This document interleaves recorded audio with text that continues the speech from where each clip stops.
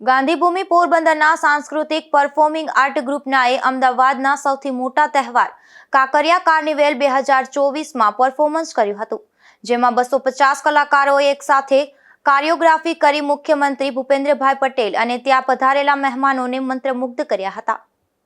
અમદાવાદ ખાતે મુખ્યમંત્રી ભૂપેન્દ્રભાઈ પટેલની ઉપસ્થિતિમાં કાંકરિયા કાર્નિવેલ 2024નું ઉદ્ઘાટન કરવામાં આવ્યું હતું.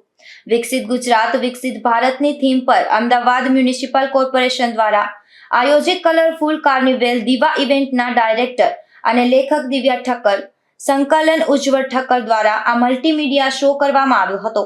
મુખ્યમંત્રીએ આ તકે કાંકરિયા કાર્નિવેલમાં કલાકારોની કલા સંસ્કૃતિની ભવ્ય પ્રસ્તુતિ તેમજ ડ્રોન શો અને લેઝર શો પ્રસ્તુતિ અને કરતબો નિહાળી અને પ્રસન્નતા વ્યક્ત કરી હતી. આ કાંકરિયા કાર્નિવેલમાં ગુજરાતના ખ્યાતનામ કલાકારોએ પોતાની કલાનું પ્રદર્શન કર્યું હતું, જેમાં ગુજરાતના અલગ અલગ શહેરોથી પધારેલા કલાકારો જેવા કે સુરત, ગાંધીનગર, પોરબંદર, ભુજ, અમદાવાદ, ખંભાળિયા, વડોદરા અને સુરેન્દ્રનગરના કલાકારોએ પોતાની સંસ્કૃતિને પ્રદર્શિત કરી હતી. આ કલરફુલ કાર્નિવેલમાં ગુજરાતના 250 કલાકારોએ ભાગ લીધો હતો, જેમાં ગુજરાતના અલગ અલગ અને રંગબેરંગી સાંસ્કૃતિક વારસા સાથે બોલિવૂડ થીમ આધારિત કલાકારોને પણ આવરી લેવામાં આવ્યા હતા.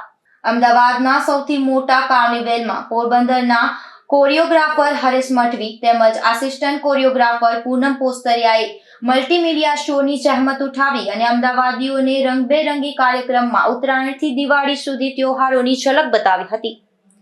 નિપુલ પોપટ, ગુજરાત ન્યૂઝ, પોરબંદર.